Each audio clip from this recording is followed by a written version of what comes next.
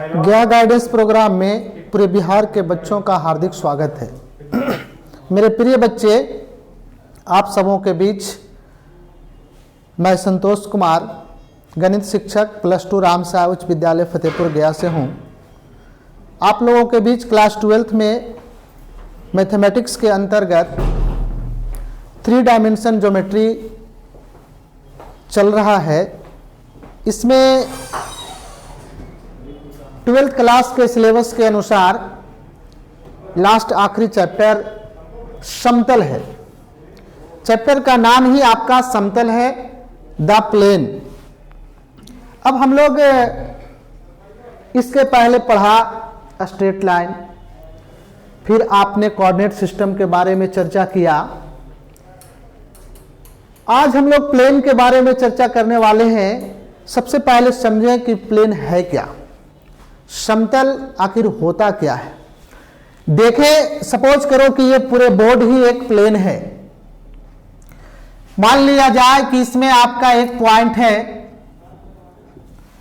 और एक और दूसरे पॉइंट हम इसी सतह में लेते हैं और इन दोनों पॉइंट को मिलाने वाला रेखाखंड सपोज किया जाए कि AB है। अब इस AB रेखाखंड पर जो भी बिंदु होंगे इसी सतह में हो तो इसी को हम लोग समतल कहते हैं। ध्यान देंगे, A और B 2 पॉइंट हैं। ये दोनों पॉइंट को मिलाने वाली रेखाखंड AB है। अब इस AB रेखाखंड पर जो भी पॉइंट होंगे वे सभी पॉइंट यदि इसी तल में हो तो इसी को हम लोग समतल कहते हैं। जैसा कि आप देख रहे हैं कि इसमें बहुत सारे पॉइंट होंगे और ये जितने भी पॉइंट होंगे सभी इसी तल में होंगे, इसी को हम लोग समतल कहते हैं।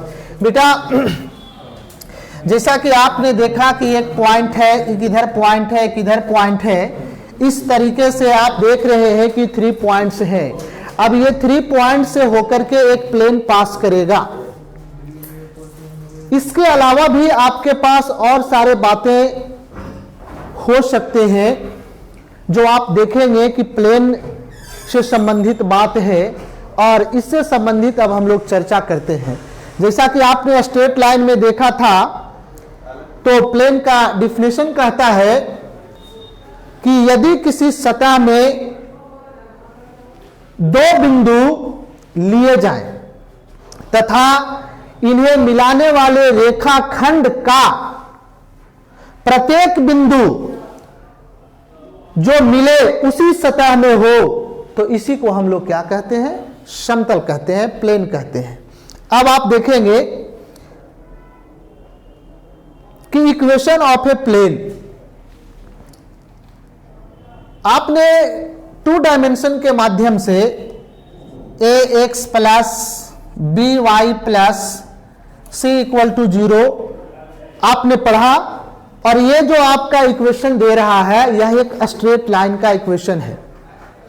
जैसे ही ax plus by plus cz plus d = 0 आप इसमें देख रहे हैं कि 3 वेरिएबल्स आपके पास यहां पे रिप्रेजेंट है, x, y और z।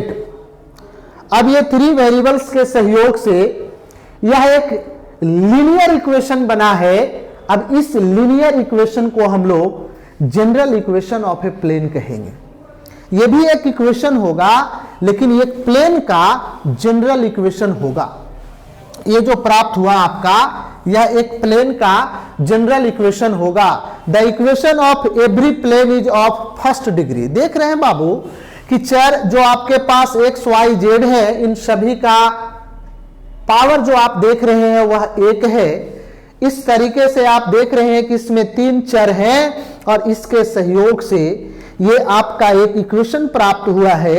इसको हम लोग लीनियर इक्वेशन कहेंगे जो यह प्लेन का जनरल इक्वेशन रिप्रेजेंट करता है, जहां A B C are constant. अब एक बात ये भी आप देखेंगे बेटा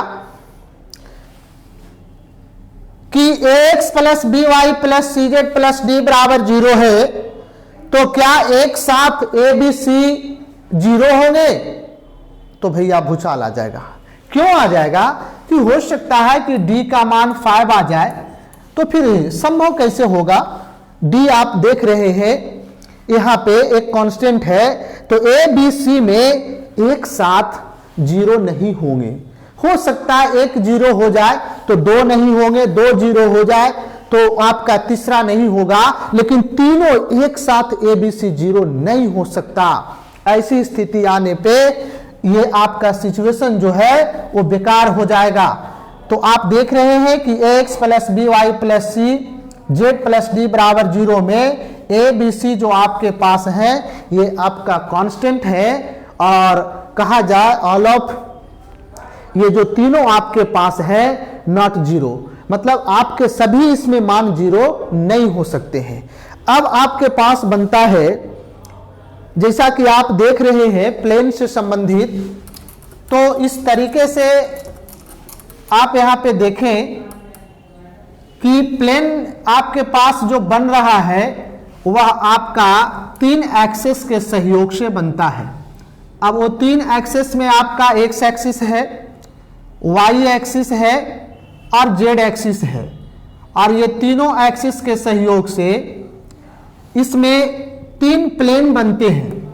अब वो 3 प्लेन जो बनता है वह आपका एक एक्स वाई प्लेन होता है, एक आपका वाई जेड प्लेन होता है, एक आपका जेड एक्स प्लेन होता है। इस तरीके से हम यहाँ पे आपको दिखाने का काम करेंगे। तीनों प्लेन आपके पास रिप्रेजेंट होगा, और ये तीनों प्लेन जो आपके पास बन रहे हैं इसी में आपको मैं बढ़ा दिया, ये एक्स एक्सिस होगा और इसको मैं आगे आपका बढ़ा दिया तो ये आपका वाई एक्सिस होगा, और इसको मैं आगे बढ़ा दिया ये आपका जेड एक्सिस होगा। मैं स्क्रीन पे भी आपको दिखाऊंगा। तो आप देखो बेटा, जो ये वाला जो सब पार्ट है ना, ये सारे जो भी पार्ट आप देख रहे हैं एक्स वाई के बीच में जो भी पार्ट आप देख रहे हैं, इस सारे सहयोग से ये जो भी आपको दिखाई पड़ रहे हैं एक्स और वाई के सहयोग से बना है। इस प्लेन को हम लोग एक्स वाई प्लेन कहते हैं। अब हमें आज ये देखना है कि equation of X Y plane, तो एक्स वाई प्लेन की जब बात की जाए तो एक्स वाई तो है ही है, तो सीधा आपको कहा जाए कि equation of X Y plane is, तो सीधा आप कहेंगे कि z इक्वल टू 0। अगर एक्स वाई प्लेन का इक्वेशन पूछे तो z इक्वल टू क्या होगा? 0 होगा। उसी प्रकार से ये आप जो देख रहे हैं ये वाला साइड बेटा, ये आप देख रहे हैं कि वाई जेड है, तो वाई जेड प्लेन का इक्वेशन जब होगा, जैसा कि आप कह रहे हैं यहाँ पे कि equation of Y Z plane is, तो इसमें आप देख रहे हैं कि x इज इक्वल टू 0 होगा। यानी वाई जेड प्लेन में x का जो यहाँ पे मान होगा वह 0 होगा, तो वाई जेड प्लेन का जो इक्वेशन होगा वह x इज इक्वल टू 0 होगा। अब यहाँ पे आप जो देख रहे हैं इस तरीके का ये जो पार्ट आपके पास है, सपोज किया जाए कि ये जेड प्लेन है, तो ये जेड प्लेन में आपका equation of Z plane plane is क्या होगा? यहाँ पे तो z और x है तो कौन नहीं है? y। यहाँ पे आपका y इक्वल टू क्या होगा? 0 होगा। तो इस तरीके से आपने देखा कि 3 डायमेंशनल ज्योमेट्री के अंतर्गत 3 एक्सेस होते हैं, और 3 एक्सेस के सहयोग से बेटा 3 आपके पास प्लेन रिप्रेजेंट हुए। अब इन तीनों प्लेन में, इन तीनों प्लेन का क्या इक्वेशन होगा वो आपको मैंने बताया। तो देखा आपने कि एक्स वाई प्लेन में z इक्वल टू 0 और वाई जेड प्लेन में x इज इक्वल टू 0, और आप देख रहे हैं जेड एक्स प्लेन में आपका y इक्वल टू 0। ये आपका इक्वेशन प्राप्त हुआ। इस तरीके से आप देखेंगे कि मुझे उस प्लेन का इक्वेशन ज्ञात करना है जो एक पॉइंट से, जिसमें एक पॉइंट दिया हो और उसमें नॉर्मल दिया हुआ हो, यानी एक पॉइंट दिया हुआ हो और एक नॉर्मल दिया हुआ हो, तो मुझे एक प्लेन का इक्वेशन प्राप्त करना है कि उस प्लेन का इक्वेशन क्या होगा। देखो दोस्तों, सबसे बड़ी चीज यह है, सपोज किया जाए कि यहाँ पे आपके पास मैं एक प्लेन ले लेता हूँ, या आपका एक प्लेन है और मैं ऐसा कहूँ कि यहाँ पे आपके पास एक पॉइंट दिया हुआ हो, सपोज किया कि A1 या A कहा जाए, और इस पे आपका एक परपेंडिकुलर दिया हुआ हो, नॉर्मल दिया हुआ हो, सपोज करते हैं कि यह n कैप है। अगर एक पॉइंट दिया हुआ हो और एक उसके नॉर्मल यानी कि आपका परपेंडिकुलर दिया हुआ वेक्टर हो, तो इस स्थिति में इस प्लेन का इक्वेशन क्या होगा। तो आप देख लीजिए, सपोज किया जाए मैं इस पॉइंट पे, इसी प्लेन में मैं एक पॉइंट ले लेता हूं लोकस के तौर पे, जिसका पोजीशन ले लिया मैं r वेक्टर। अब देखेंगे आप कि यहां से इसका अगर आप पोजीशन निकालते हैं AP का, तो क्या देखेंगे, ये AP वेक्टर का जब अगर आप पोजीशन लेते हैं A से P का, तो AP वेक्टर का जब पोजीशन निकालेंगे तो R माइनस क्या होगा, A होगा, R vector minus A vector. आप क्या देख रहे हैं कि ये n कैप जो आपके पास दिया गया है, ये प्लेन का क्या है, परपेंडिकुलर है, और इसी प्लेन में हमारे पास A और P दिए गए हैं। तो क्या कह सकते हैं कि AP, सिंस चूंकि AP is perpendicular to n cap. अब क्या आप देखेंगे, जब आपने डॉट प्रोडक्ट चैप्टर वेक्टर में पढ़ रहा था, उस समय आपने देखा कि अगर दो वेक्टर म्यूचुअली परपेंडिकुलर हो, तो क्या कह सकते हैं कि vector A is perpendicular to vector अगर B हो, तो कह सकते हैं कि vector A dot vector B equal to 0 होगा। अब देखो बेटा, A dot B equal to 0 आ गया। अगर AP परपेंडिकुलर अगर n कैप का है, तो हम कह सकते हैं कि AP dot n cap equal to क्या होगा, 0 होगा। अब AP का मान तो आपने निकाल रखा है, vector R minus vector A dot n cap equal to 0। यह उस प्लेन का इक्वेशन है जो A पॉइंट दिया हुआ हो और उसके नॉर्मल, आपका वो नॉर्मल भी दिया हुआ हो, तो इस स्थिति में इस प्लेन का इक्वेशन जो होगा R vector minus A vector dot n cap होगा। ये जो हमारे पास प्राप्त हो गया, equation of a plane which passes through the point A and normal to the vector n cap. तो ये इक्वेशन जो आपका प्राप्त हुआ, वह एक प्लेन का इक्वेशन प्राप्त हुआ। इसी तरीके से आप यहां पे देखेंगे कि अगर मान लिया जाए कि ये तो वेक्टर फॉर्म में दिया हुआ था, अगर कार्टेशियन फॉर्म में रहे, जैसे सपोज किया जाए कि ये पॉइंट वेक्टर फॉर्म में दिया हुआ है, अगर पॉइंट कार्टेशियन फॉर्म में दिया रहे, तो बताना है कि इस प्लेन का क्या इक्वेशन होगा। सपोज किया जाए कि यहाँ पे जो आपके पास पॉइंट दिया गया है, x1 हो, y1 हो, z1 हो, और मैं यहाँ पे जो लोकस पॉइंट ले रहा था R, अब यहाँ पे मैं P पॉइंट का लोकस ले लिया x, y, z, और जो n कैप आपके पास दिया हुआ है वह AI cap plus BJ cap plus CK cap हो, तब कहता है कि इसका इक्वेशन क्या होगा, जो एक पॉइंट से पास करता हो और AI cap plus BJ cap plus CK cap उसका नॉर्मल हो, तब उस स्थिति में इस प्लेन का इक्वेशन क्या होगा। तो क्या आप देखने जा रहे हैं कि जब आप AP का अगर पोजीशन निकालने वाले हैं, तो क्या होगा बेटा, देखेंगे यहां से x माइनस x1, फिर क्या होगा आपके पास I cap plus y minus y1, फिर आपके पास हो जाएगा j cap plus z minus z1, आपके पास आ जाएगा k कैप। अब आप देख क्या रहे हैं, सिचुएशन यहां पर यह दिखा रहे हैं, ये वेक्टर फॉर्म में था, अब हम दिखाने जो जा रहे हैं वह कार्टेशियन फॉर्म में दिखाने जा रहे हैं। ये वेक्टर फॉर्म में था, अब दिखाने जा रहे हैं वह कार्टेशियन फॉर्म में। क्या कहता है कि एपी जो आपके पास है वह एन कैप का क्या होगा, परपेंडिकुलर है। जब दो वेक्टर एक दूसरे के परपेंडिकुलर हो तो डॉट प्रोडक्ट के माध्यम से दोनों का डॉट प्रोडक्ट जो होगा वह शून्य होगा। अब आप यहां पे देखेंगे कि एपी परपेंडिकुलर टू अगर एन कैप का है तो एपी डॉट एन कैप क्या होगा, शून्य होगा। अब आप यहां पे देखो कि एपी का मान आपने क्या निकाल रखा है, x minus x1 I cap plus y minus y1 J cap plus z minus z1 K cap. अच्छा, ये आपके पास प्राप्त होकर के आ गया एपी का।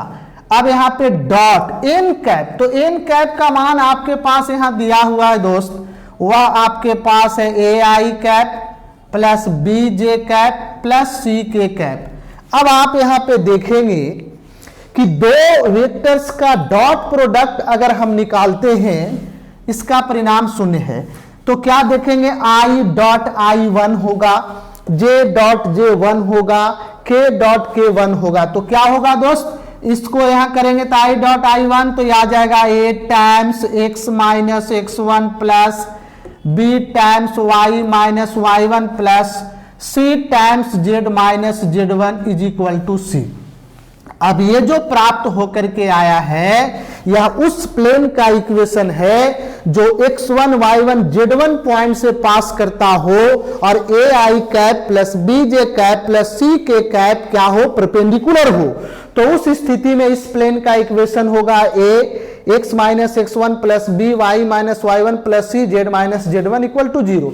X one Y one Z one point हो गया और ए बी सी जो आपके पास नॉर्मल वेक्टर है वो आई जे के का क्या होगा, कोफिशिएंट होगा।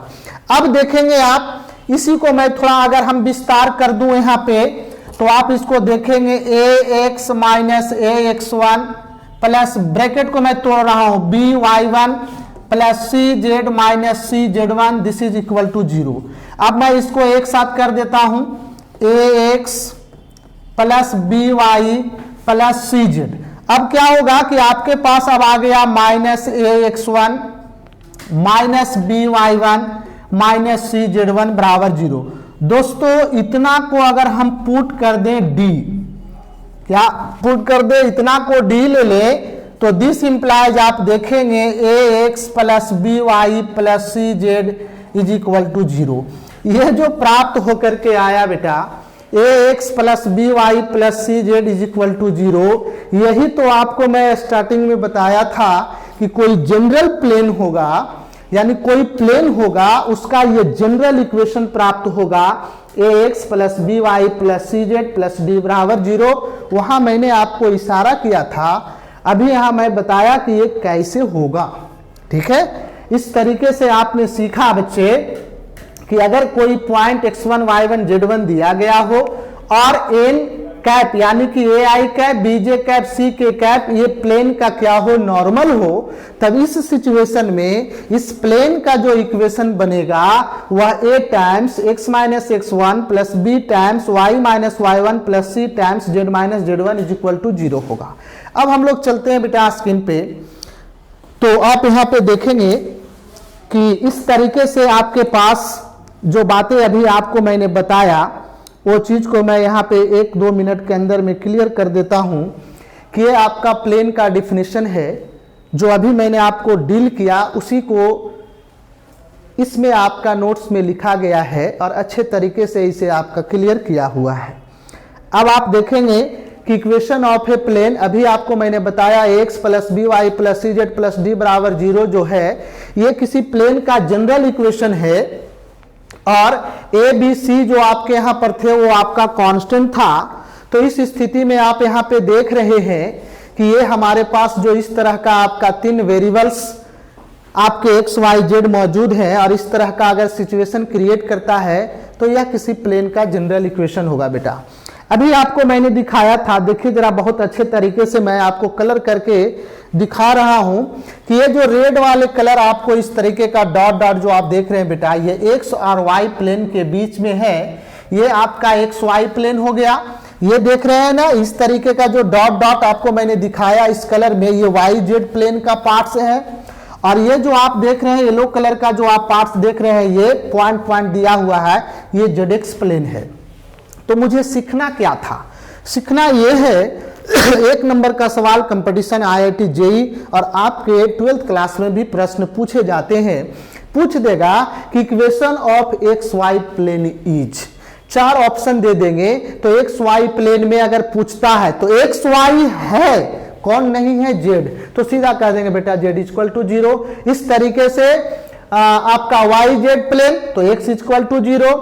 अगर कहता है जेड एक्स प्लेन तो y इक्वल टू 0। इस तरीके से आपने देखा कि इस तरह से हमारे 3 डायमेंशन ज्योमेट्री में 3 एक्सिस के सहयोग से 3 प्लेन बना और तीनों प्लेन का इक्वेशन क्या होगा बेटा, वो आपको मैंने दिखाने का काम किया। आगे चलेंगे आप। अभी जो हमने बात कर रहा था इक्वेशन से संबंधित, यहां कहता है different forms of the equation of a plane. अलग अलग रूप में प्लेन के हम अलग अलग इक्वेशन आपको बताएंगे।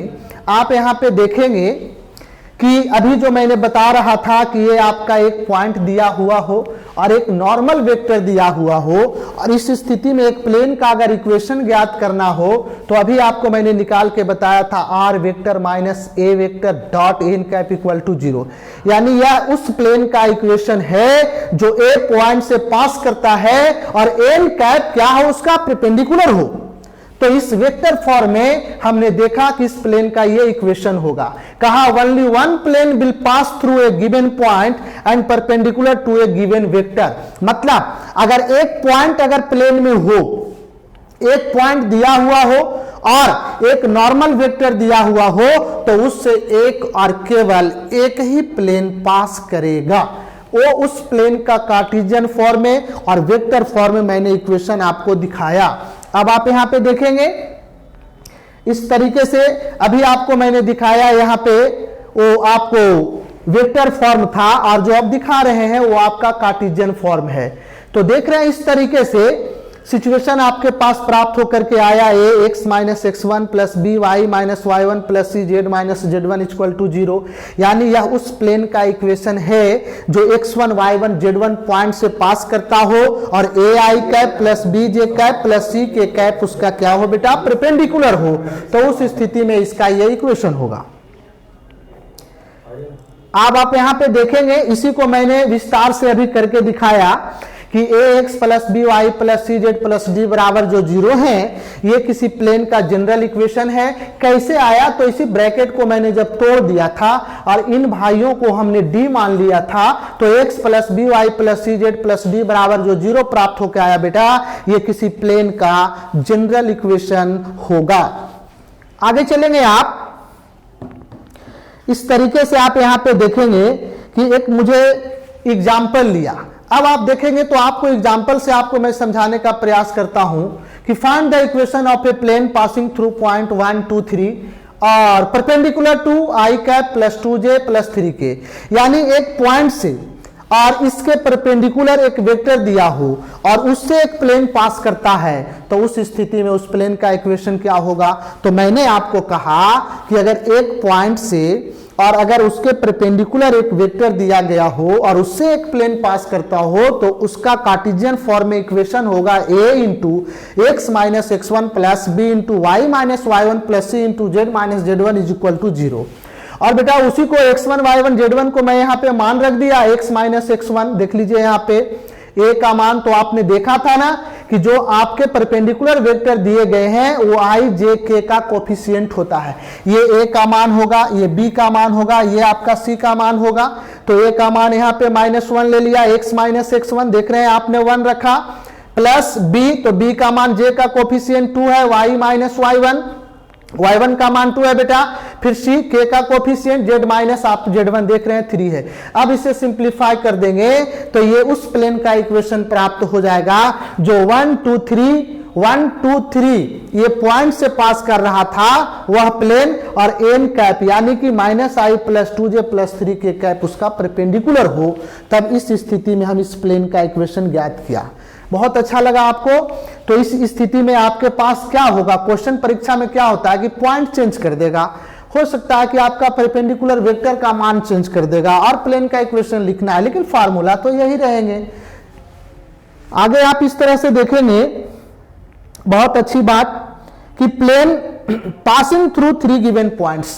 बेटा 3 पॉइंट से अगर कोई प्लेन पास करता हो और वो तीनों पॉइंट जो होंगे वह नॉन कॉलिनियर पॉइंट होंगे, तो इस स्थिति में आप देखेंगे कि ये 3 पॉइंट से अगर कोई प्लेन पास करता है तो उस प्लेन का इक्वेशन क्या होगा।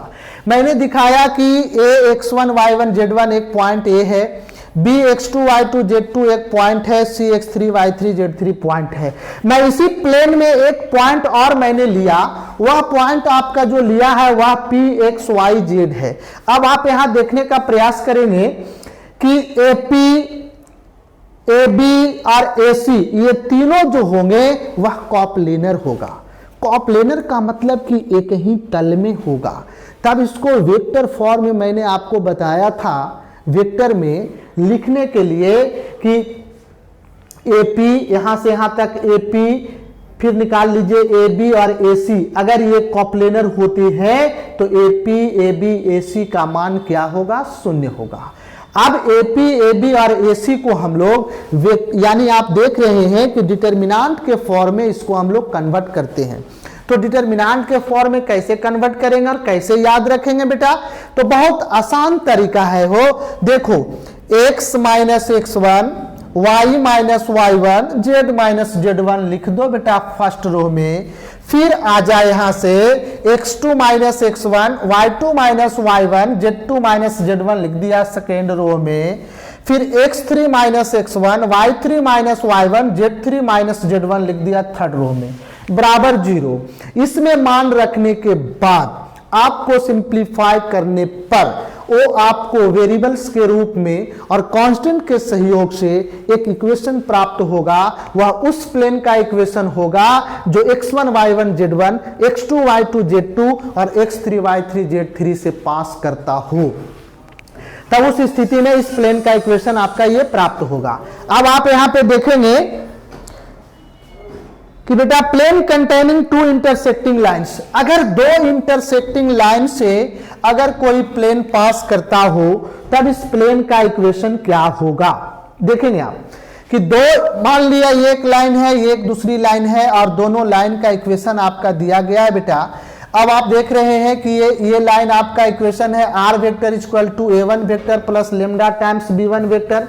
तो क्या देख रहे हैं कि इस लाइन का ये इक्वेशन प्राप्त हो गया जो a1 पॉइंट से ये लाइन पास करता है और यह b1 वेक्टर के क्या है, पैरेलल है। उसी प्रकार से ये दूसरी लाइन का इक्वेशन है जो a2 पॉइंट से पास करता है और v2 वेक्टर के क्या है, पैरेलल है। तब इस स्थिति में दो इंटरसेक्टिंग लाइन से अगर कोई प्लेन पास करता हो तो उस सिचुएशन में उस प्लेन का इक्वेशन क्या होगा। तो देखो बहुत सरल और आसान है बेटा। क्या देख रहे हैं हम कि ये दोनों जो लाइन का इक्वेशन दिया गया है ये दोनों का पैरेलल वेक्टर मुझे मालूम है और ये दोनों का पैरेलल वेक्टर का जो आपका क्रॉस होगा यानी कि परपेंडिकुलर, ये दोनों का जो क्रॉस आप निकाल रहे हैं, ये दोनों का क्रॉस जो आपका होगा और एक पॉइंट से आपका पास कर रहा है वेक्टर a1, आपका देख रहे हैं कि एक पॉइंट दिया गया है। मैंने इसी में कहीं पे एक आपका लोकस पॉइंट और ले लेता हूं। तो क्या कहा था कि एक पॉइंट से पास कर रहा है तो उसका क्या आप देखे थे इक्वेशन अभी प्लेन का, r वेक्टर माइनस a यानी a वेक्टर, लेकिन मेरे पास यहां दो पॉइंट है, मैंने एक पॉइंट को लिया a1 का, तो r vector minus a1 dot. अब ये दोनों पैरेलल वेक्टर का क्रॉस प्रोडक्ट कर दो, b1 cross b2 equal to 0, या उस प्लेन का इक्वेशन हो गया जो दो इंटरसेक्टिंग लाइन से एक प्लेन पास करता है। ठीक है, तब इस प्लेन का इक्वेशन आप प्राप्त कर लेंगे, r vector minus a1 vector dot b1 cross b2। देखो दिखा दिया है normal vector to the plane, तो यहां पे b1 क्रॉस b2 होगा, one point lying on plane, तो A1 वेक्टर को आपने लिया यहां पे। अब इस स्थिति में इस प्लेन का इक्वेशन जो आया वह इस तरह से आएगा। चलिए आगे आपको मैं दिखाने जा रहा हूं कि plane containing two parallel lines, अगर किसी प्लेन में अगर दो आपका इस तरीके से अगर पैरेलल लाइंस अगर हो, यानी कि अगर दो पैरेलल लाइन से अगर एक प्लेन पास करता हो, तो उस स्थिति में उस प्लेन का क्या इक्वेशन होगा। देखो बेटा, मैंने एक लाइन लिया O R vector equal to A1 vector plus lambda times B vector, और एक दूसरी लाइन आपका R vector equal to A2 vector plus mu times B vector. तो क्या देख रहे हैं कि ये दोनों लाइन अगर एक दूसरे के पैरेलल है तो दोनों में क्या खासियत होगी। देख रहे हैं कि ये दोनों का V वेक्टर यानी क्या होगा, सेम होगा। तब बे समझना कि ये दोनों लाइन एक दूसरे के पैरेलल है। अब दिखाने का प्रयास करता हूं, ये V वेक्टर इस लाइन का भी पैरेलल है, इस लाइन का भी पैरेलल वेक्टर को सिलेक्ट किया। अच्छा, ये लाइन जो आपका वो आपका A1 पॉइंट से पास करता है और ये लाइन जो है आपका A2 पॉइंट से पास करता है। तब देखो बेटा, A और B ये दो पॉइंट का मैं अगर पोजीशन निकाल लेता हूं तो क्या आप देखेंगे यहाँ पे कि V वेक्टर जो आपके पास है यह AB का अगर मैं क्रॉस कर दूं तो B cross AB will be normal vector to this plane. B vector ये AB का अगर मैं पोजीशन निकाल लेता हूं तो V वेक्टर अगर AB का अगर पोजीशन निकाल लेने के बाद अगर क्रॉस करते हैं तो ये क्या होगा, इस प्लेन का नॉर्मल होगा। जब इस प्लेन का नॉर्मल होगा तो आपने देखा यहां पे कि R वेक्टर माइनस A1, मैंने एक पॉइंट लिया यहां से R vector minus A1 dot.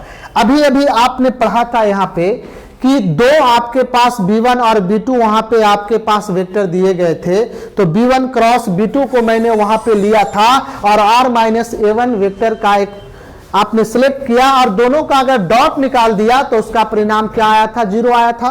तो इस स्थिति में आपने देखा यहां पे कि B क्रॉस AB जो आपके पास है ये आपका नॉर्मल वेक्टर है और A1 पॉइंट से मान लिया जाए कि आपका पास करता है। दो पॉइंट है लेकिन मैं एक पॉइंट का चूज करता हूं। तो R vector minus A1 vector dot जो नॉर्मल आपके पास है, तो नॉर्मल कौन होगा, B वेक्टर क्रॉस AB। अब देखो बेटा AB, तो AB का मान आप यहां से निकाल सकते हैं, A1 माइनस A2 निकाल लिया हमने। इस तरीके से आपने देखा कि यह उस प्लेन का इक्वेशन है जो दो पैरेलल लाइन से होकर वह प्लेन पास करता है। तो उस स्थिति में उस प्लेन का इक्वेशन ये प्राप्त होगा। चलिए अब आगे देखेंगे नॉर्मल फॉर्म। नॉर्मल फॉर्म क्या होता है समझो बेटा। देखो नॉर्मल फॉर्म का मतलब यह है कि देख रहे हैं आप यहाँ पे कि ऑरिजिन से सपोज किया जाए कि कुछ डिस्टेंस पे मान लिया जाए कि एक पॉइंट हो और इसी का एक परपेंडिकुलर भी वेक्टर हो, तो उस स्थिति में आप देखेंगे कि यहाँ पे एक पॉइंट क्रिएट होगा जिसका पोजीशन क्रिएट होगा DN कैप। क्या देखा कि यहाँ से इस पॉइंट का ऑरिजिन से डिस्टेंस जो है वह D है और N कैप इसके प्लेन का परपेंडिकुलर है, तब इस पॉइंट का पोजीशन जो होगा वह DN कैप होगा। तो क्या होगा, अब हम देखने जा रहे हैं कि इस प्लेन का इक्वेशन क्या प्राप्त होगा। तो इस प्लेन का इक्वेशन प्राप्त होगा R vector minus DN vector, चूंकि अब ये पॉइंट का पोजीशन DN कैप आया डॉट, अगर ये इसके परपेंडिकुलर है बेटा तो इसका ये आपने देखा कि R vector minus DN vector dot ये परपेंडिकुलर है N कैप। अब ये दोनों का डॉट प्रोडक्ट 0 होगा। अगर इसको हम लोग डॉट को अगर ब्रैकेट तोड़ते हैं तो R vector dot N minus DN cap N cap. N cap N cap unit होता है जिसका मान 1 हो गया, तो ये D आ गया, यानी R vector dot N cap equal to D। यानी कि क्या हुआ, या उस प्लेन का इक्वेशन है जो क्या देख रहे हैं कि this plane is at a distance D from origin. मतलब देख रहे हैं कि ऑरिजिन से यह पॉइंट जो है वह D डिस्टेंस पर हो। N cap is the normal unit vector to this plane, और N कैप जो है वह नॉर्मल वेक्टर है इस प्लेन का।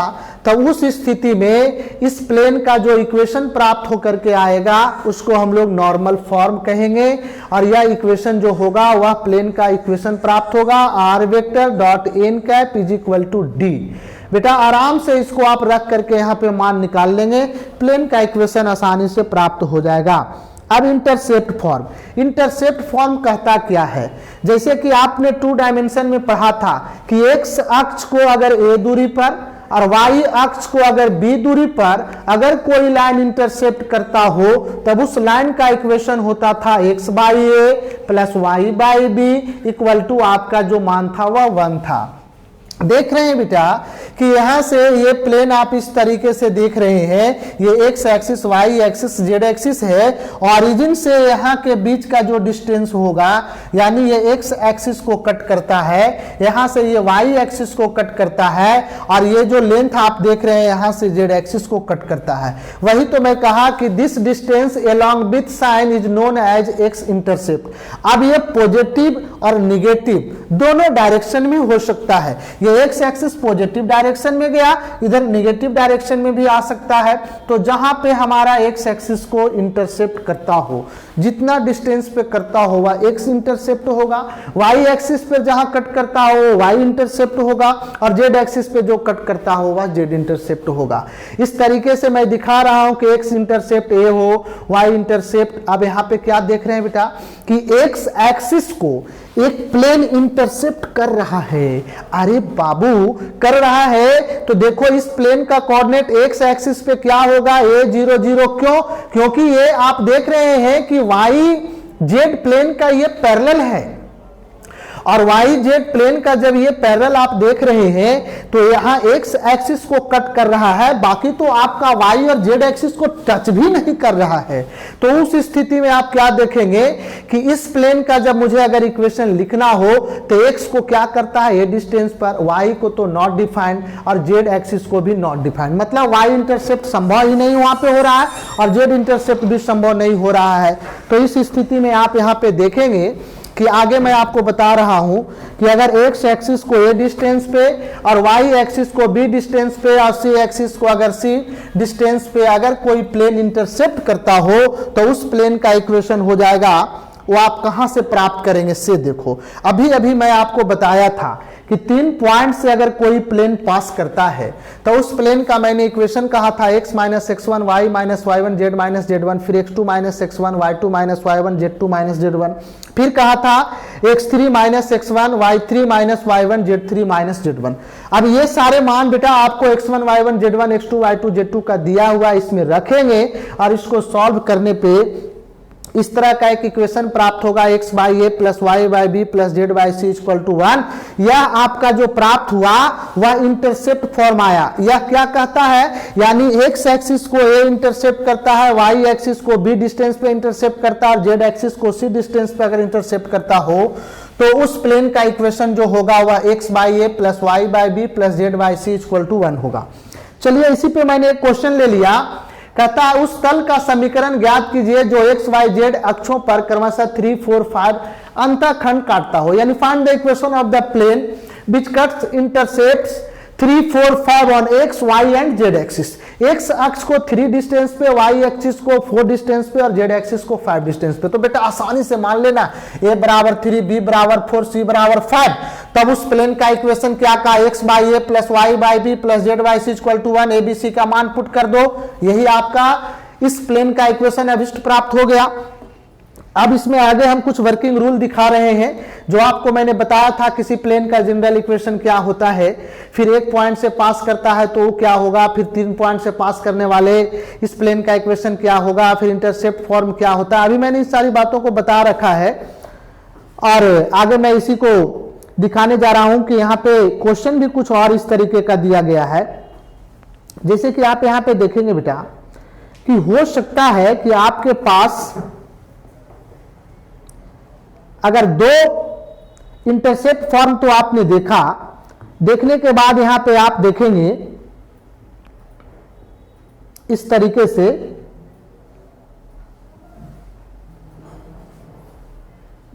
चलिए मैं ये आता हूं आप लोगों के बीच में कि अगर दो प्लेन आपके पास अगर दिया गया हो, ठीक है, अब दो प्लेन के बीच मुझे एंगल ज्ञात करना है, तो कैसे एंगल को हम फाइंड आउट करेंगे। अब आप यहां पे देखेंगे कि दो प्लेन का अगर इक्वेशन आपके पास दिया गया है और उन दोनों प्लेन के बीच का मुझे एंगल फाइंड आउट करना है, तो एंगल फाइंड आउट करने के लिए क्या आपने देखा था कि एक एंगल उसका एक्यूट एंगल होगा और दूसरा एंगल जो होगा वह उसका एब्ट्यूज एंगल होगा। तो बेटा यहां पे आप देखेंगे कि एक एक्यूट एंगल होगा और एक एब्ट्यूज एंगल होगा। तो हम लोग कॉस थीटा बराबर पढ़ा था ए डॉट बी बटा magnitude of a magnitude of b. उसी प्रकार से यहाँ पे अगर दो वेक्टर अगर हमारे पास दिया हुआ हो, जैसा कि मैं यहाँ पे आपको दिखाने का प्रयास करता हूं, देखिए तो ये आपके पास दिया गया है कि निम्नलिखित परिणामों में से जिसकी आवश्यकता हो उसका प्रयोग करें। दो समतलों के बीच का कोण निकालना है बेटा। ये दो प्लेन है, अब ये दोनों प्लेन के बीच का मुझे एंगल ज्ञात करना है। तो क्या देख रहे हैं कि एक प्लेन ये है, एक प्लेन ये है। अब ये दोनों प्लेन का मैं निकाल रहा हूं परपेंडिकुलर। तो क्या देखेंगे कि इसका आपने देखा, ये आपका प्लेन का लेंथ ऑफ परपेंडिकुलर, इस प्लेन का लेंथ ऑफ परपेंडिकुलर आया और इसके बीच जो एंगल बनता है उसी को मैं मान लेता हूं थीटा। ठीक है, अब इसी को मैं मान लिया थीटा। तो कॉस थीटा बराबर आपने फार्मूला पढ़ा। अब ये दोनों परपेंडिकुलर वेक्टर का बीच का जब मुझे एंगल निकालना है तो मैं मान लेता हूं कि ये n1 वेक्टर हो, ये n2 वेक्टर हो, और n1 और n2 के बीच का एंगल निकालना है तो n1 cap dot n2 cap बटा मैग्नीट्यूड n1 बट इंटू n2 कैप। ठीक है, तो इस तरीके से आप दो प्लेन के बीच का एंगल ज्ञात कर लेंगे। आगे आपके पास क्या है कि देख रहे हैं कि किसी रेखा और समतल के बीच का, मतलब एक लाइन और एक प्लेन के बीच का एंगल निकालना है तो क्या होगा।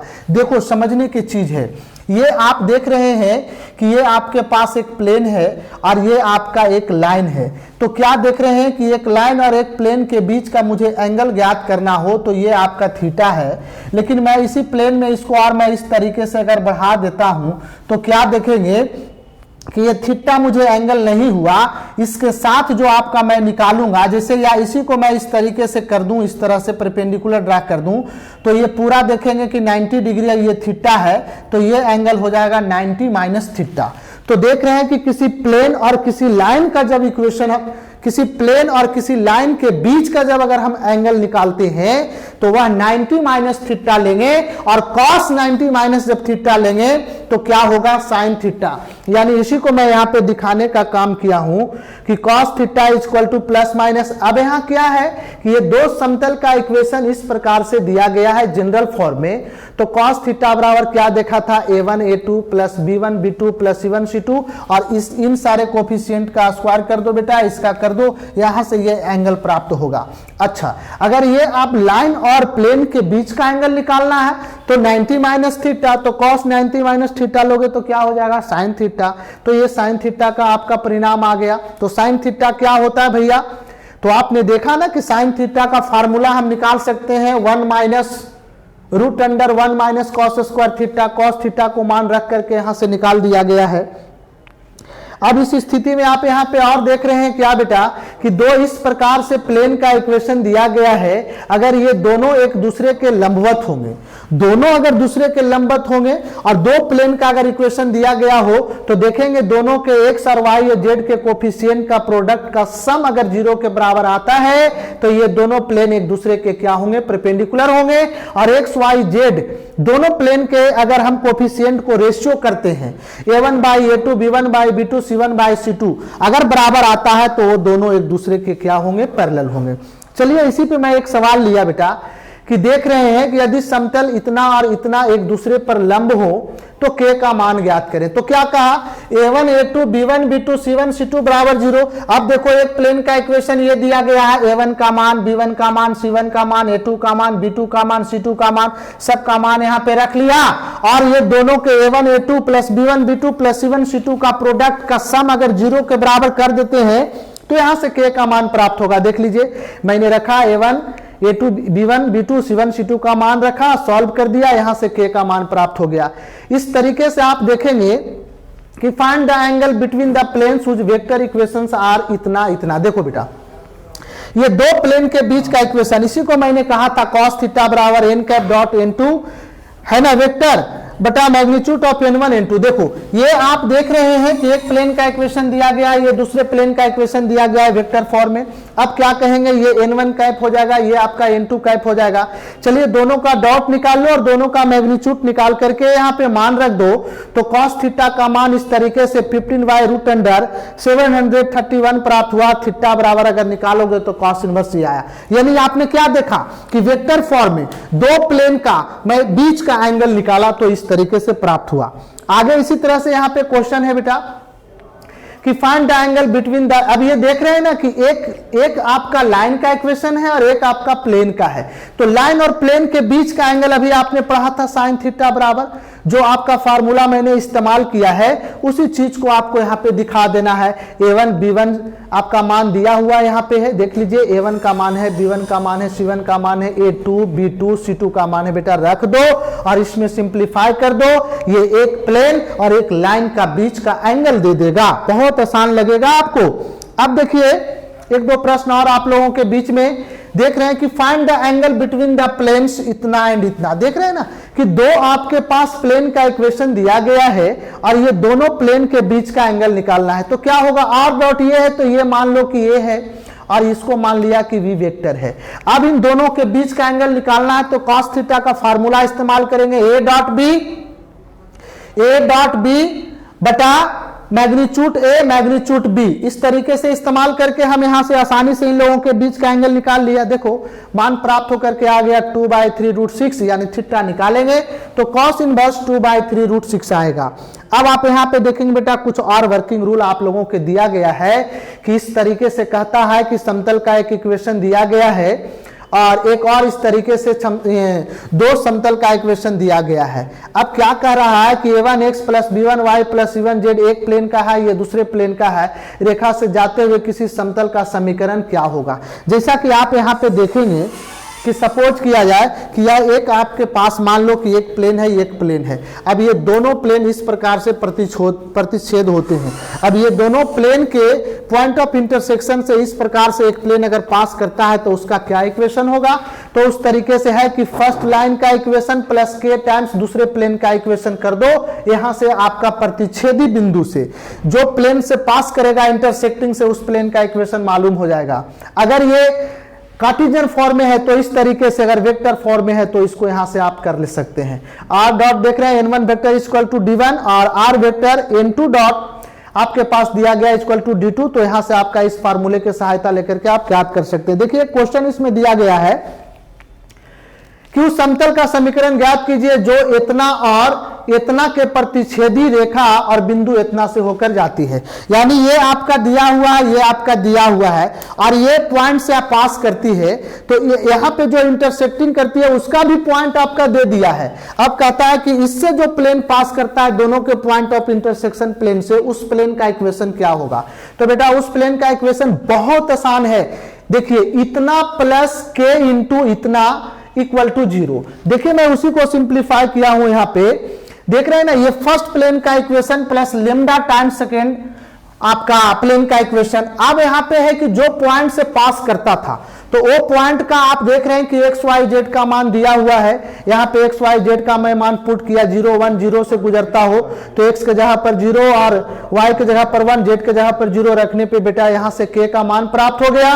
और जो के का मान प्राप्त होकर के दे दिया वह इस इक्वेशन में आप मान रख दीजिए। यहाँ पे के या लेमडा जो भी हो, यहाँ पे के होगा या लेमडा होगा, मैंने के कहा, यहाँ लेमडा लिखा लेकिन के ही होना चाहिए, कोई बात नहीं है। अब ये प्राप्त जो हो जाएगा वह आपका एक दो इंटरसेक्टिंग प्लेन से अगर कोई प्लेन पास करता है तो उस प्लेन का ये इक्वेशन देगा। चलिए आगे आप यहाँ पे देखेंगे कि बिंदु इतना तथा तल इतना के समांतर समीकरण ज्ञात करें। अब क्या देख रहे हैं कि find the equation of the plane through the point इतना and parallel to the plane इतना। अभी आपने देखा कि इस पॉइंट से एक तल पास करता हो और इस प्लेन के क्या हो, वह पैरेलल हो। तो अभी आपने क्या देखा था कि उस प्लेन का क्या इक्वेशन होगा। बहुत आसान है, देख लीजिए आप, सीधा हमारे पास एक तल का समीकरण दिया गया है। अब क्या देख रहे हैं कि अगर मान लिया जाए कि ये आपके पास है प्लेन और ये एक आपका प्लेन है, इस प्लेन का इक्वेशन दिया गया है और इस प्लेन का इक्वेशन निकालना है और इसके ये पैरेलल है और ये जो है से किसी पॉइंट से पास करता हो, तो इस प्लेन का क्या इक्वेशन होगा? अरे बेटा, पैरेलल इक्वेशन होने के लिए क्या कहा था? एक्स वाई जेड के कोफिशिएंट सेम रहते हैं, केवल कांस्टेंट चेंज होता है। तो देखो, इस प्लेन के पैरेलल प्लेन का इक्वेशन लिखने के लिए एक्स वाई जेड का कोफिशिएंट सेम होगा, प्लस सिर्फ खाली कांस्टेंट ऐड करेंगे। अब ये जो प्लेन है वो पास कितना पॉइंट से करता है? तो 1 4 -2 से। तो एक्स वाई जेड के जगह पर इसको लाइज करा दो, यहां से के का मान प्राप्त होगा और फिर के मान यहां पे रख दोगे तो ये प्लेन के पैरेलल प्लेन का इक्वेशन मुझे प्राप्त हो गया, जो आपके पास यहां प्राप्त है। अब इस तरीके से बेटा आपके बीच ये आपका टॉपिक जो है यहीं पे आपका लास्ट करते हैं। अब एक क्लास और मैं इस प्लेन में लूंगा, जो आपका थोड़ा सा वहां पे कुछ और विस्तार से जो छूटे बचे आपका है उसको मैं क्लियर करूंगा। आप सभी बच्चों को बहुत बहुत धन्यवाद।